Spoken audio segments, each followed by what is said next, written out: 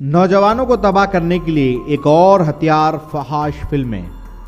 Pornography असर हाजिर का एक बहुत बड़ा नासूर है। ये वो जहर है जिसका कोई तिर्याक दरियाफ्त नहीं हो सका। लोगों के अंदाज जिंदगी इसकी बदौलत जिनसी खुदगर्जी की भेंट चढ़ रहे हैं। हम अक्सर सोचते हैं कि आखिर ये खेल कब शुरू हुआ है, इसका तारीखी पस मंज़र क्या है, इसके वजूद के बुनियादी मुहर्रिकात क्या थे। तारीख में सबसे पहले पोर्नोग्राफी बतौर हथियार सुल्तान सलाहुद्दीन अय्यूबी के दौरे हुकूमत में हुई, जिसे बतौर हथियार सबसे पहले सलीबी बादशाहों ने इस्तेमाल किया। कहानी कुछ यूं है कि सलीबी मैदान में मुसलमान नौजवानों के हाथों शिकस्त फाज से सख्त परेशान थे। इस्लामी अफवाज सलीबी जमीयत और मुत्तहिदा क़ुव्वतों पर भारी साबित हो रही थी। सलीबियों की सोच का धारा इस वक्त बदला जब 1.5 लाख मुस्लिम अफवाज ने बहरे क़यानूस के साहिलों पर 15 लाख सलीबी जंगजुओं की लाशों के ढेर दिखा दिए। इस मौके पर मुत्तहिदा सलीबी फ़ौज का बादशाह रोनाल्ड फूट फूट कर रोया करता था। आखिर एक बड़ी मीटिंग का इनेकाद हुआ। इस मीटिंग में मुस्लिम और सलीबी अफवाज का मुआवजा किया गया।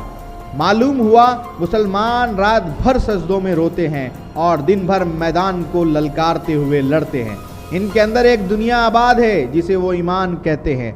यही ईमान इन्हें हर डर व खौफ और लज्जत परस्ती से बहुत ऊपर इन्हें बेहतरीन जंगजू बनाए रखता था, जबकि सलीबी फौजी रात भर ज़िना के महफिलों और दुनिया की रंगा रंगलियों में मसरूफ़ रहते हैं।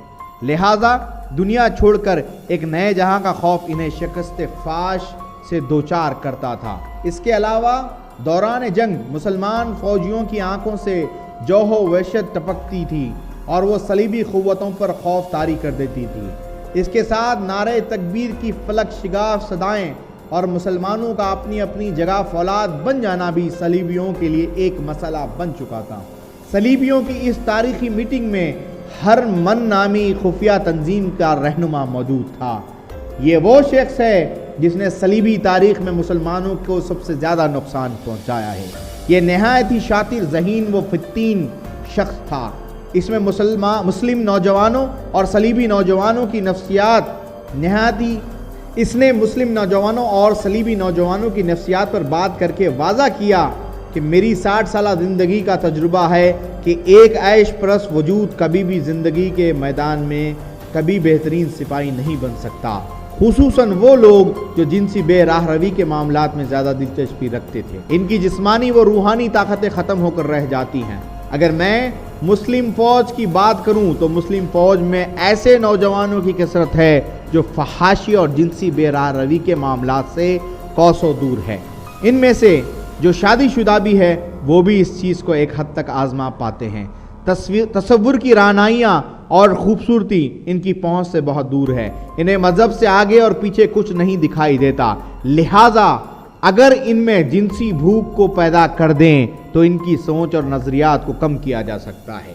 इस मिशन की कामयाबी की एक मिसाल वो मुसलमान बादशाह और वज़रा भी हैं जो शुरू में सुल्तान सलाहुद्दीन अय्यूबी के साथ थे, लेकिन हमारी खूबसूरत लड़कियों ने जब से इन्हें अपना असीर बनाया है तब से वो खुदा और रसूल को जानते ही नहीं।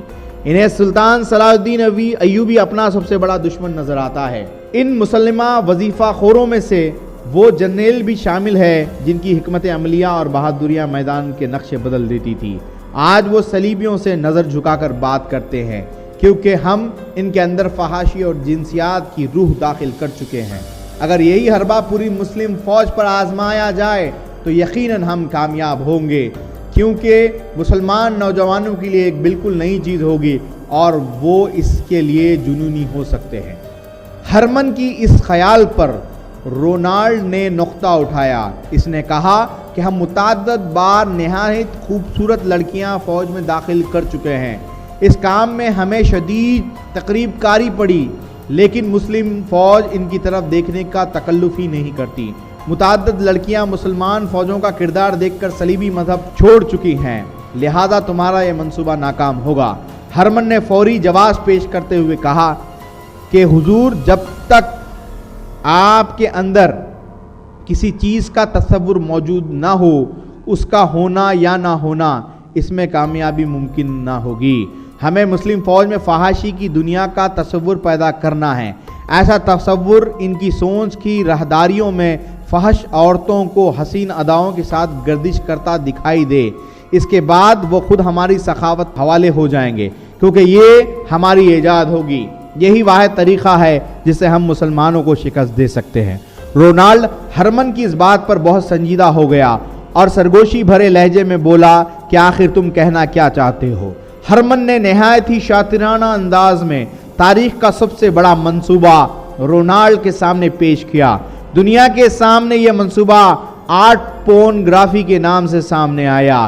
اس کی 1 سال بعد سلطان صلاح الدین ایوبی کو یہ اطلاع ملی کہ کچھ نوجوان رات میں غائب پائے جاتے ہیں۔ نوجوانوں میں اکثر جنسی گفتگو بھی سنی گئی۔ سلطان صلاح الدین ایوبی نے اس چیز کو اتنا سنگینی سے لیا کہ بھیس بدل کر ان نوجوانوں کا پیچھا کیا۔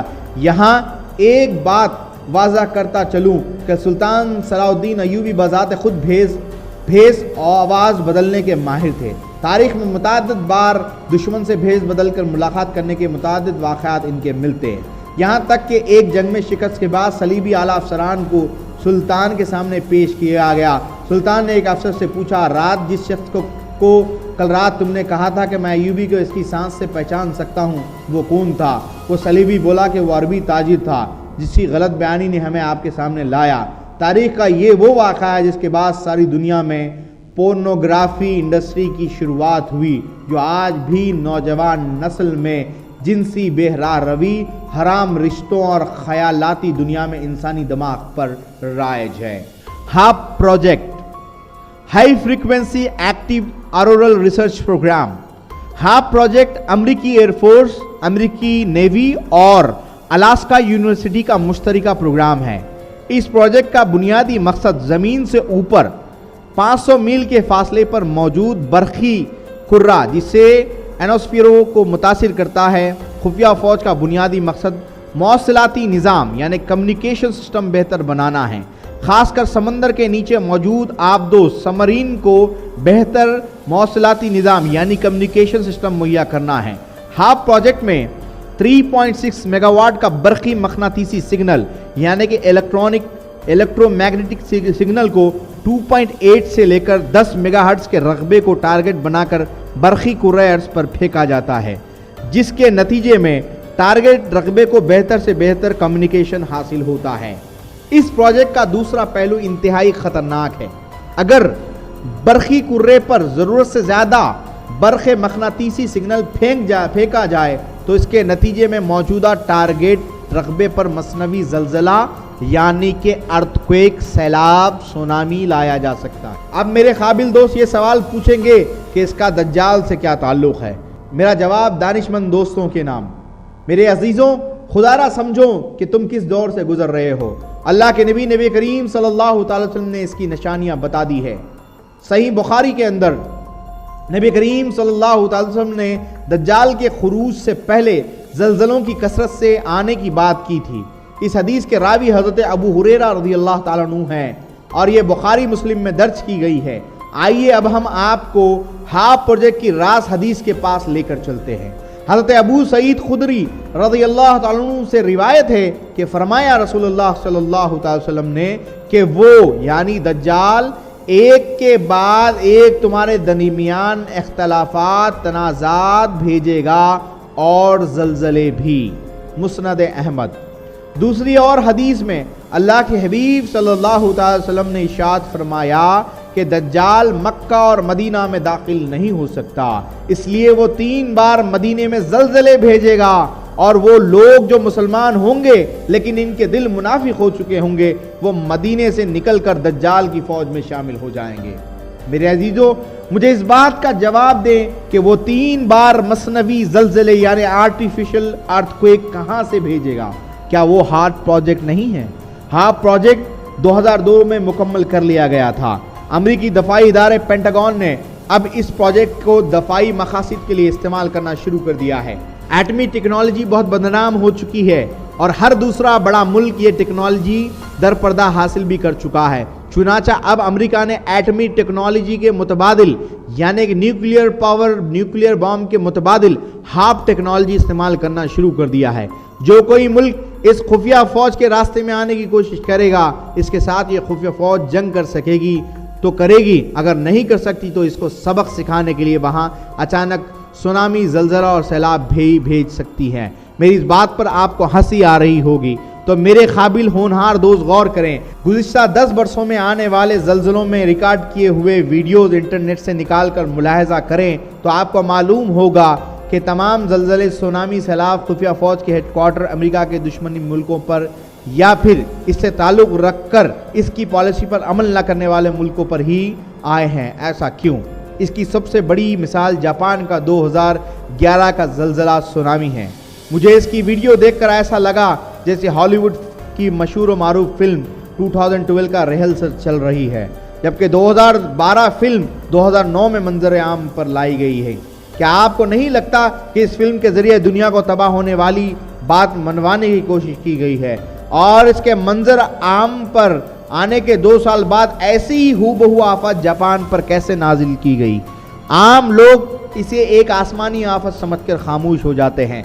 यही नहीं, हुकूमतों को भी ये मालूम है कि इन सब के पीछे कौन काम कर रहा है, लेकिन दज्जाली निज़ाम के सामने आने बड़े से बड़े मुल्क घुटने टेक चुके हैं। इसका सबसे बड़ा फ़ायदा दज्जाली फ़ौज को उस वक्त हुआ जब जर्मनी ने जापान की सुनामी से हुए एटमी रिएक्टर्स की हालत देखकर अपने तमाम रिएक्टर्स को 2022 तक बंद करने का ऐलान किया। मेरी ये तहकीक यही कहती है कि खुफिया फ़ौज ने रास्ते में आने वाले हर एटमी मुल्क को सबक सिखाने का फ़ैसला कर लिया है, जिसका छोटा सा मुजाहरा दुनिया वालों ने जापान में देख लिया। जापान के एटमी रिएक्टरों की तबाही कोई हादसा नहीं है, बल्कि ये खुलेआम एक वार्निंग थी जो सारे न्यूक्लियर पावर्स को दी गई थी, जिसके नतीजे में जर्मनी ने डरकर अपना एटमी रिएक्टर बंद कर दिया था। और एक अहम बात मैं आपके दरबार में हाजिर करता हूँ, वो ये कि जनाब इस बात पर भी गौर करें कि हर मुल्क का एटमी रिएक्टर इसके साहिल पर होता है, यानी समंदर के करीब। और आप जैसे रोशन दिमाग के हामी लोग इस बात को समझ गए होंगे कि सुनामी का अक्सर असर इंसानों से पहले एटमी हथियारों पर होगा, लिहाजा इस साजिशों को नज़रअंदाज ना करें। मेरे अजीज़ों, बात बस यूँ है कि मसीह दज्जाल के खुरूज के लिए मैदान बन चुका है। दज्जाल का खुरूज होना है, वो आते ही इस टेक्नोलॉजी के ज़रिए दुनिया पर हावी होगा। यही वो दज्जाल का सबसे बड़ा फितना है, जिसकी वजह से अंबिया इकराम और नबी करीम सल्लल्लाहु अलैहि वसल्लम ने अपनी उम्मत से कहा था कि दुनिया कोई भी फर्द इन फितनों के चंगुल से नहीं बच सकेगा।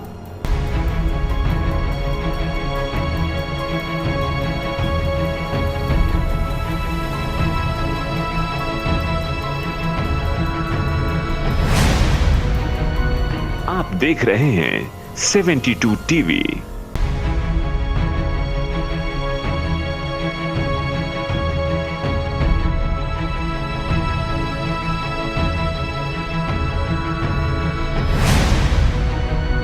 आप देख रहे हैं 72 टीवी।